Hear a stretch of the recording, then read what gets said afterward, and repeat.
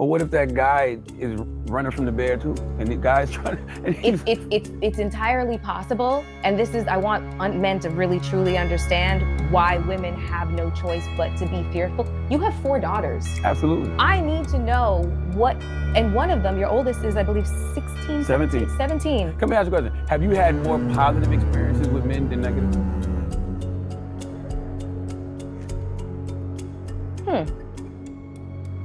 It's an interesting question. Is that they think about safety from outside threat, and then they think about sex, which is why, in my opinion, that's the attraction to the physicality. Because if you was really concerned about a man putting hands on you, you probably would want to pick a man closer to your stature, or somebody that's framed is more in line where you could probably escape that threat. I think you talk a lot about our algorithms being very subjective. And we can create these algorithms, and sometimes there's stuff that just kind of gets funneled to us. But I will admit that my algorithm is very specific. There's a lot of cats and dogs in there, because for the, just I need the laughter, and I need just, the good heartfelt moments. There's a lot of travel, because I'm constantly thinking about where I want to go next and what part of the world, part of the globe I need to see. There's a lot of women empowerment stuff. But a lot of times when you do have the women empowerment part of your algorithm, a lot of the other side is going to filter itself in. And that's the gender war-y, masculinity versus femininity, whole rhetoric and stuff like that. And it does start to, kind of have an effect on you. I guess it's not that I don't believe that there is a huge swath of the male population that is interested in growth and evolution and their mental health. I absolutely believe that. I think that the ones that aren't, I think that the manosphere, red pill nation podcast bros, I think that they are so much louder. But that's the loud minority a lot of times. And then when you see the comments, well, not only that, I mean, when you read cases like Giselle Pellicot, the woman in France. Oh, yeah. Whose husband was basically renting out her body for about 10 years and drugging her in the process to where she didn't even know what was happening to her. And then this became like this massive case in France. And 51 men saw some kind of level of prosecution, but it was up to 80 men that had participated in this. And they were doctors, lawyers, grandfathers, fathers, brothers. They were all, pillars of society and members of society, professional, et cetera, et cetera. But they was buying pussy. The problem they were not buying pussy. They were raping. But wasn't he selling her? I thought he was her husband or something. She was unconscious. Oh. He was drugging her. Got you. And renting out her body. Got you. Yeah. Got you. That was wild. And so when you hear things about that, when you see the swath of men from all walks of life participating in something like that, when you hear about this group chat of like 72,000 men sharing pictures of their wives and girlfriends in an intimate manner and exchanging stories as to how to manipulate women and drug them and take advantage of them. And there's something if you ran into a strange man or a bear in the woods, who would you choose? 98% of women chose the bear, and men lost their ever-loving minds. I mean, because it is a very ridiculous thing. But I understand why women could feel that. Here's the thing. If the bear kills me, that's fine. At least he didn't grape me. At least he didn't sexually assault me. At least he didn't violate my corpse. But what if that guy is running from the bear too, and the guy's trying to? It's entirely possible, and this is, I want men to really truly understand why women have no choice but to be fearful. You have 4 daughters. Absolutely. I need to know what, and one of them, your oldest is, I believe, 16, 17. 17. Come here, ask you a question. Have you had more positive experiences with men than negative?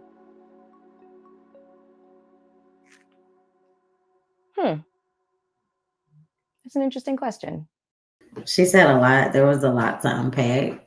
I feel like, we know the red pill men. We know that they exist.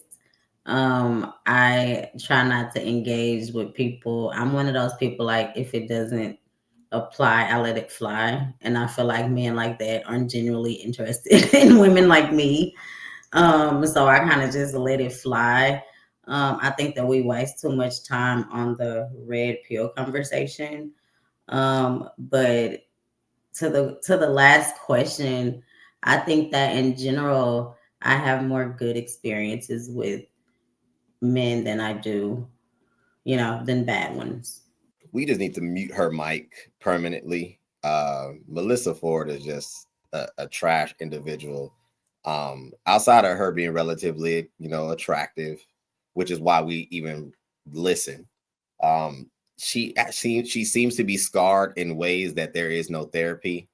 There's probably Jesus Christ himself will have to bathe this woman in the spirit of love and fire for her to elevate past her pain, because her story, since she's not interesting, has been hurt and paid. Clearly she's not being casted for no videos nowadays. So I think that the fact that she fails to even be able to answer the last question of her experiences being good compared to bad, and she still sits on podcasts that men are interviewing her and giving her some notoriety to, rehabilitate somewhat of a career is concerning. She just, yeah. I don't really agree with what she was saying. Given the fact that she's been, I think the part that stood out to me the most is that she was very opinionated.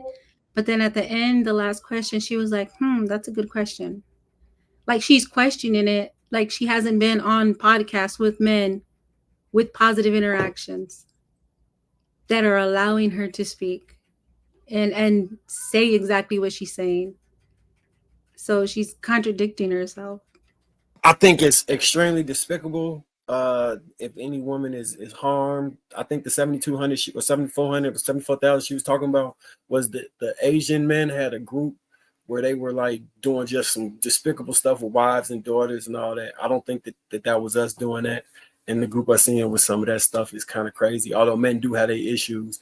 I hate that to actually have a conversation. It almost frames it as if you're defending bad behavior, when really we not defending or co-signing any of that stuff, but we say, hey, not everybody is out here doing this crazy stuff that you saying. And I get that it's happening, and I want you to be protected. I don't want anybody to fall victim to any of that. But to put that blanket on us as men, it's like, come on, like not everybody doing that. At least speak to the amount of men that you interacted with and had positive things. And if it's only been negative, then I pray for you. I agree with you. You got to heal from that. Hopefully you get the healing you need and you get around positive men who can make you feel better than what you feel now. But I don't know how much of that is her actual experience versus her getting in groups of feminists and they sharing stories about men hurting somebody every 4 minutes and then internalizing that and thinking that all men are just out here like the boogeyman running up behind people, kidnapping them and raping them and all this other weird stuff. And majority of men don't stand with that. Like we don't. I think it just says a lot of. Can you hear me? Yes, sir. Yeah, yeah. I just think it says a lot about just what the gentleman said. Her healing. It makes me wonder if she had any positivity in her life, far as father, brothers, uncles, right? Because it necessarily doesn't have to. You doesn't necessarily. She didn't necessarily have to answer that question in the dating format, right? Because again, did you have any positive male experiences? And to ponder on that, to think on that, I mean, it makes me just wonder. And so, if she hasn't, then it shows why she feels the way she feels. It shows why she, in my opinion, just don't like men. And that's what every time I've seen her speak, that's what I've gathered, that she just a broken woman that don't like men. There's some truth to the algorithm, but I think that's based on like what you feed into, what you look for, or what you allow, I guess, to kind of influence you and your thinking. I don't think she said anything that we don't already know about her. This is like a woman that's been around 20 years plus. So I guess that's just video vixen syndrome after they didn't hit the wall. I guess that's what y'all call it.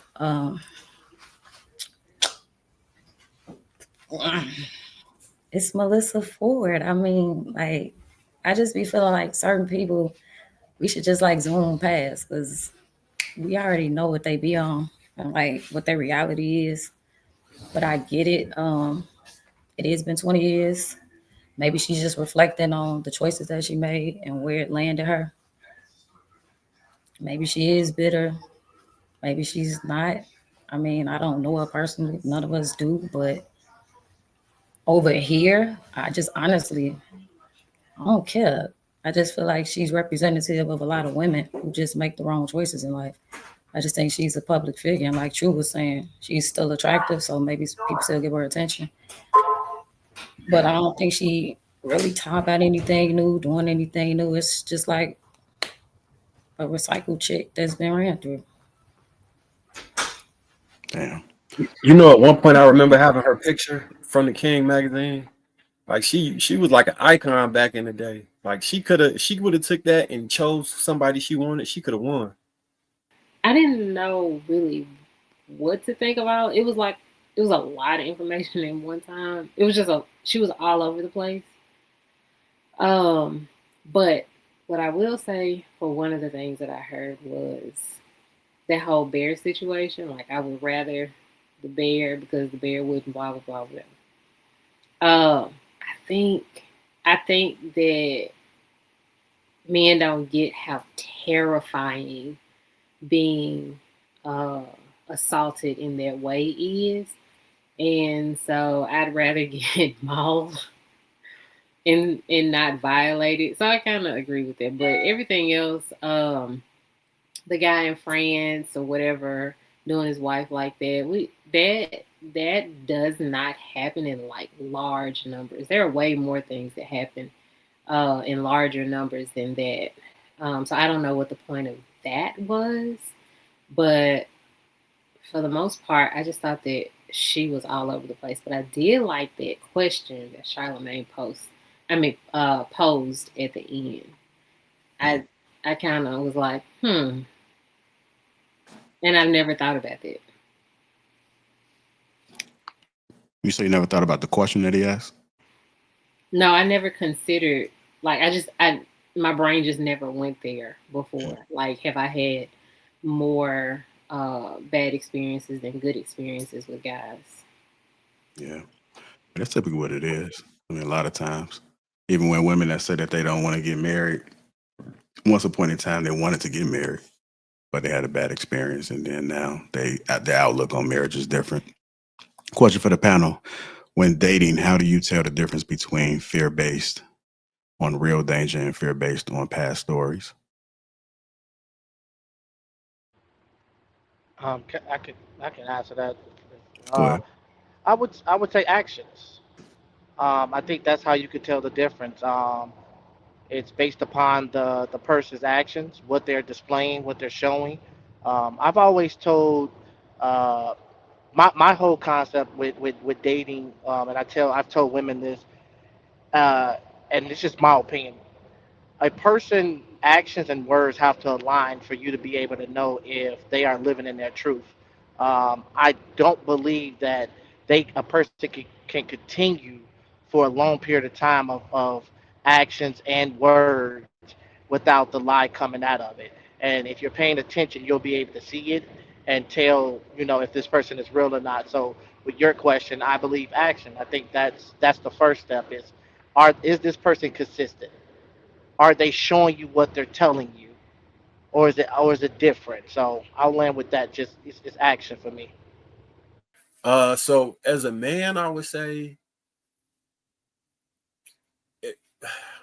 if you got to actively listen to the person who's talking, because they'll tell you why they feel a way about something. Like you hear somebody talk about why they against marriage and why they super pro prenup, because they went through a situation while they was married, and then the wife did XYZ, and they're like, look, I'm never gonna put myself in that situation where I get married again. Most times people will tell you, if you listen to them, especially if the pain is really fresh, they'll tell you what the issue is, versus them just speculating and saying stats all damn day. Like, well, the odds are that this, and the third is going to happen. That's kind of somebody operating off of other people's stories versus their own personal experiences. Personal experiences usually have like a air of relatability to them, and you want to tread them like cautiously because you don't want to trigger that person. I don't think I can give a good answer because sometimes I still don't know. Still don't know what. The difference. When you're talking about feelings for people, it's hard to know. Like, it takes me a minute to kind of assess and figure it out. So, like, it's just time for me, and I can kind of figure it out. Like, danger, like immediate danger, like physical, you can kind of see that coming if you know what you're looking for. But like being hurt emotionally, you don't always see it coming. So I would say, so I don't really date much, but I have a habit of observing people, and if you observe them long enough, they'll show you exactly who they are.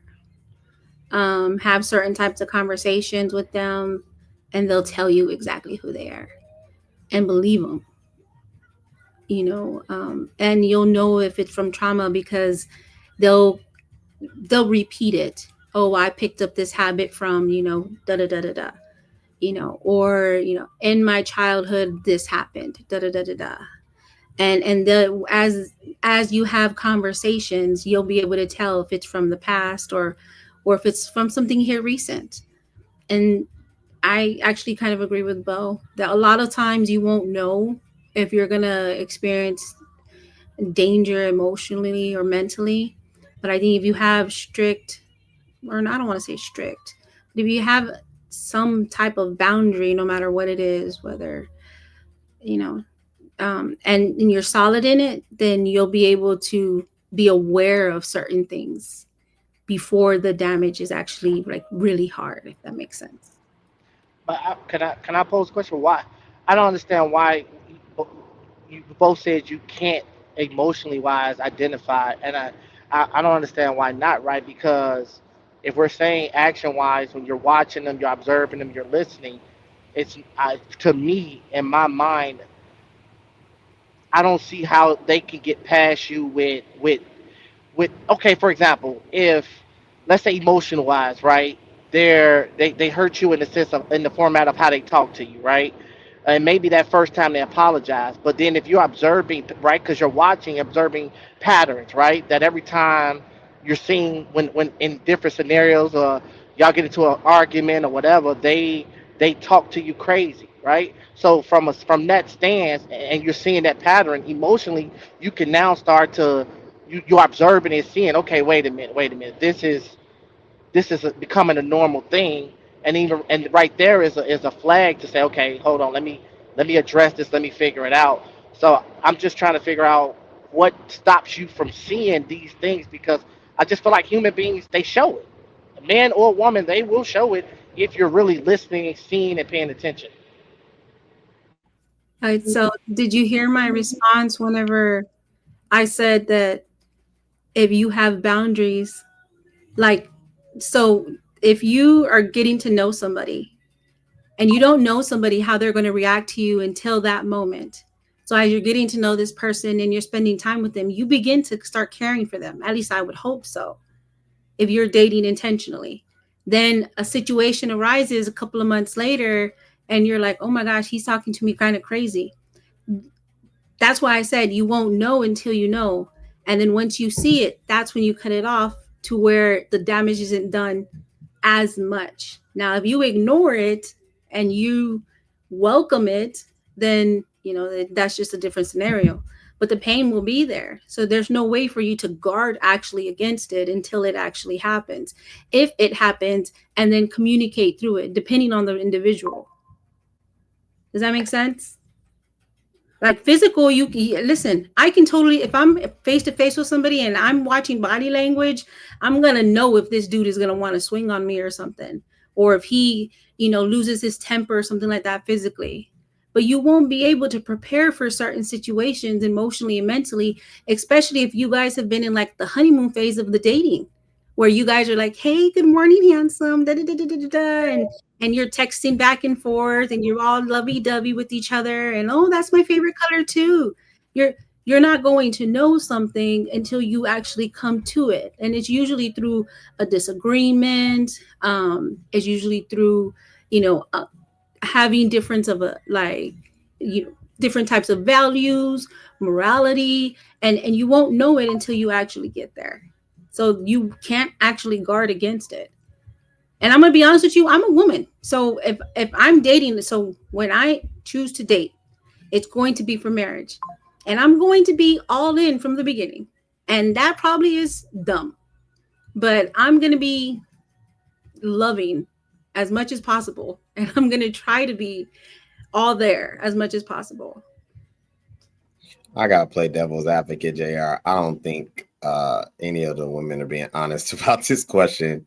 And I only say that because if women, in my opinion, were really concerned about their physical safety, they would pick men based on their physical safety. And most women overly desire men who are vehemently larger than they are. So if you were really thinking about your safety, in my opinion, you would pick men that would better suit the threat of that safety being imposed on. And what I believe to be more true, again, in my opinion, is that they think about safety from outside threat, and then they think about sex, which is why, in my opinion, that's the attraction to the physicality. Because if you was really concerned about a man putting hands on you, you probably would want to pick a man closer to your stature, or somebody that's framed is more in line where you could probably escape that threat. But well, true. What would you say to somebody saying that they selecting the man based off men being predators and them trying to get the strongest man they can to defend them from other men? Yeah, that I spoke to that. Like, yeah, okay. I was lost over it. I said, yes, I think that it's a duality of thought. I think they do think about that, but I also think that if it's from she being safe, if this man loses it, I probably have a better chance of fighting him off if he don't got 120 pounds. Okay, I mean, that's just logic. But again, that's I don't believe it to be true that they worry about safety in that perspective, honestly. Well, we do, but I will say it's not the first thing that comes to our mind. Like, you know what I'm saying? Like, this man might abuse me. It's, you know what I'm saying? Like, it's not like that. It's a thought if there is an action that piques a concern. Like, the way, like if he raises his voice at you, or if he kind of slightly push you down, it's always like this little thing that if you're paying attention, it happens. And then we're concerned about our physical safety. But in the beginning, it's not like, I don't think that. I'm always afraid of like strange men, but not like men who like me. But I still do have to be like aware of it. You still have to be aware. It's an awareness and not a fear, if that makes any sense. How should someone explain their safety worries without sounding like they're blaming all men or all women?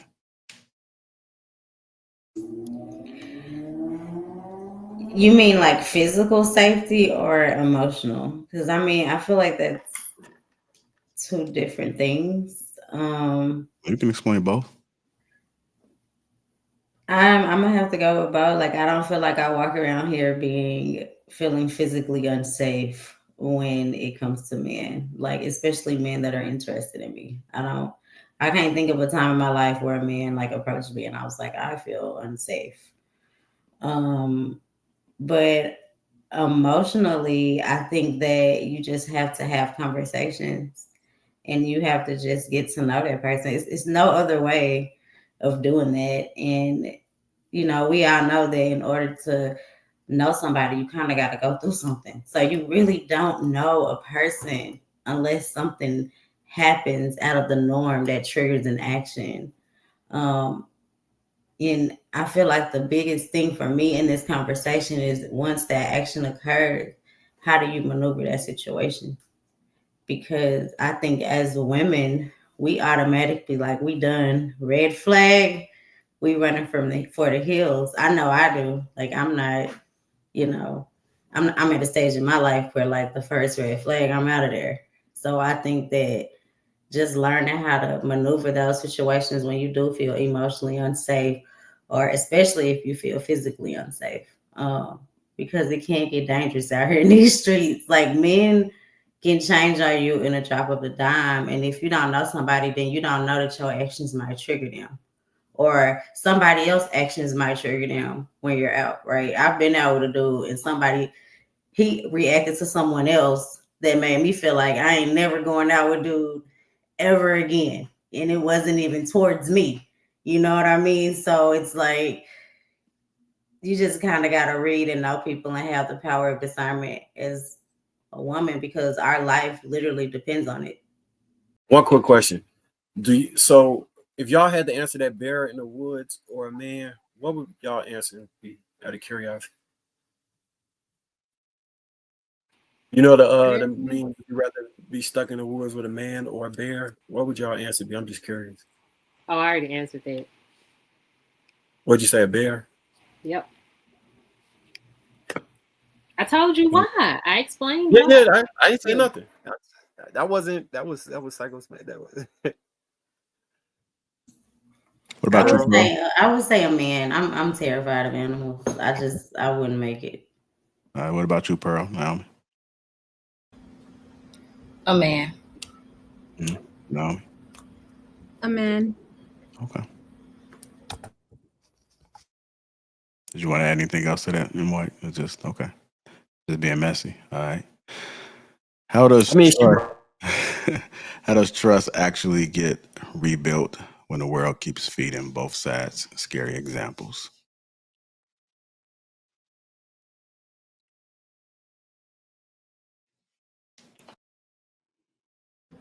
I don't think it really matters what you see. Like if you have your own standards and expectations, that's what you bring to the relationship, and that's what's the foundation of your conversations. I don't give a damn what I see on the internet. It's not gonna dictate what I do or what I say. I get what you're saying. It does influence people who may be looking for some sort of direction, but I think we got to stop always looking outward and start looking inward because that relationship basically is you and that person.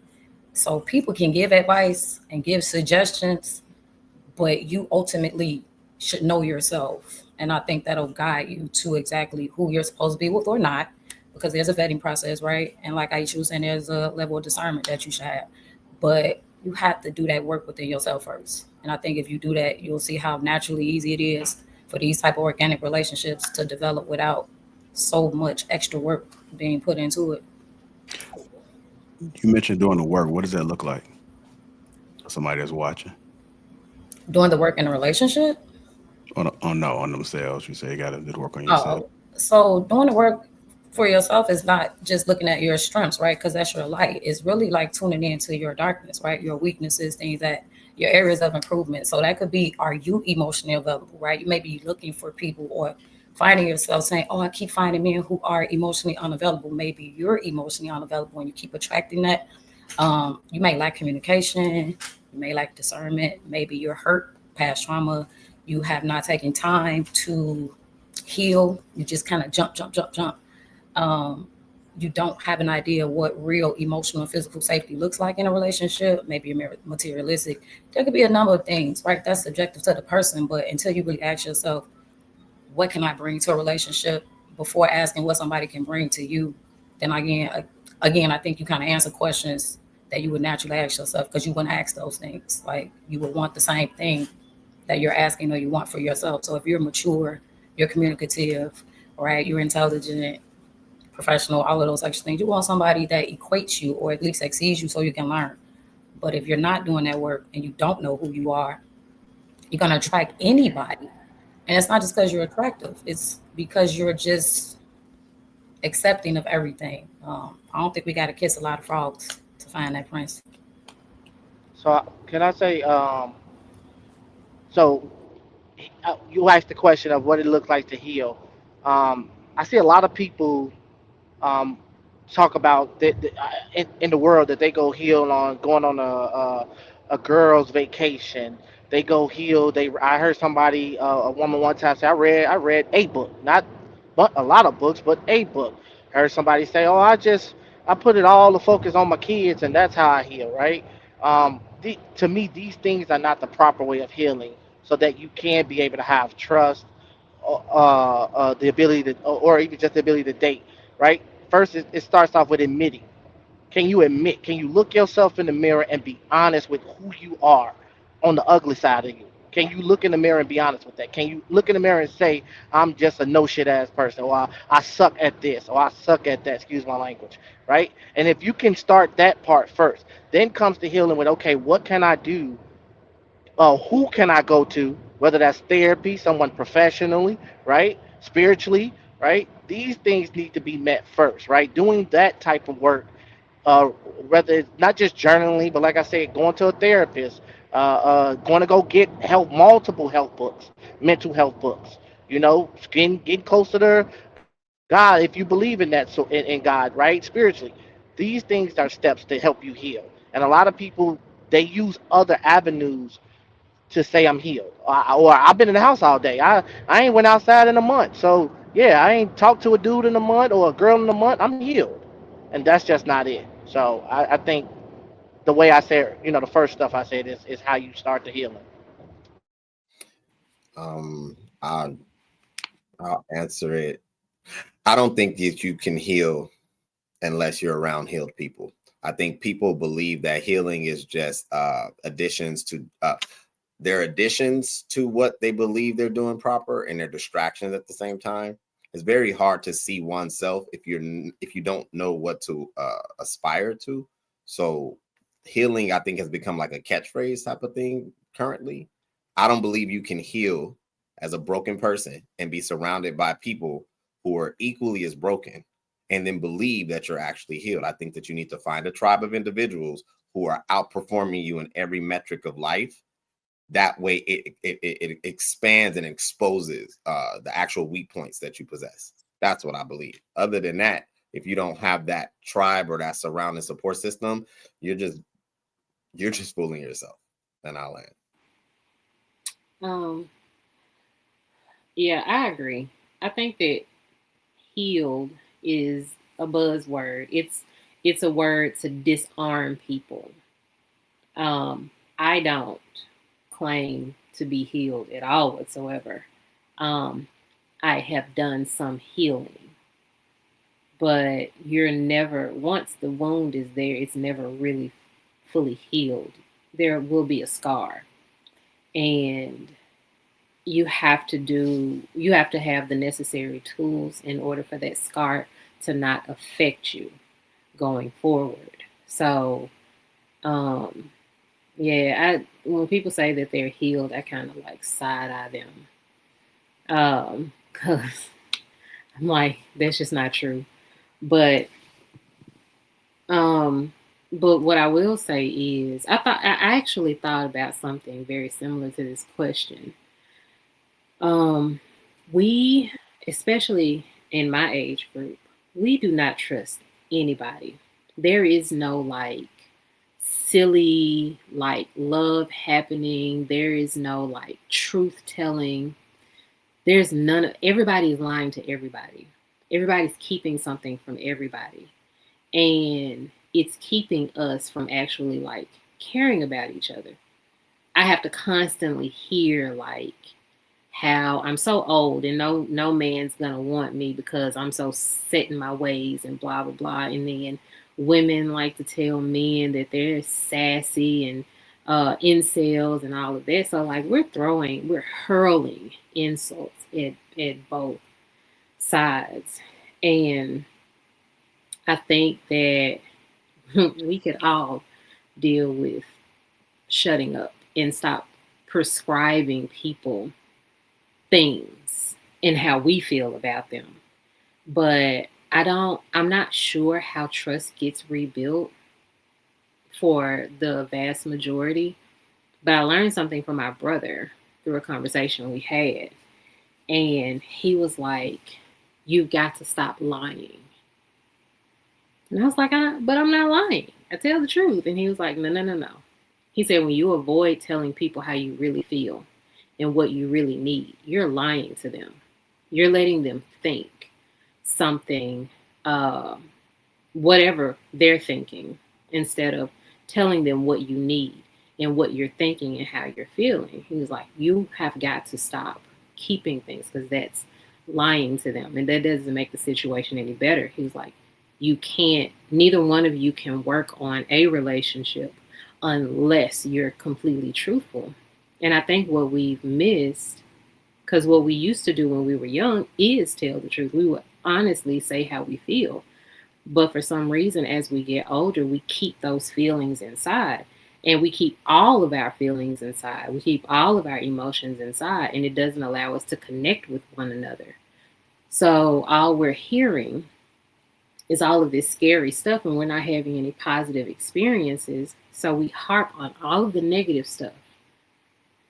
And I just think it's not doing any good. So I don't know as a whole how we would build more trust, but I'm opting to be truthful. I just say what it is. If I feel something, I just say it. I have to. Like, I don't feel right if I don't, because how are you to know that something is wrong if I don't tell you? If that makes any sense.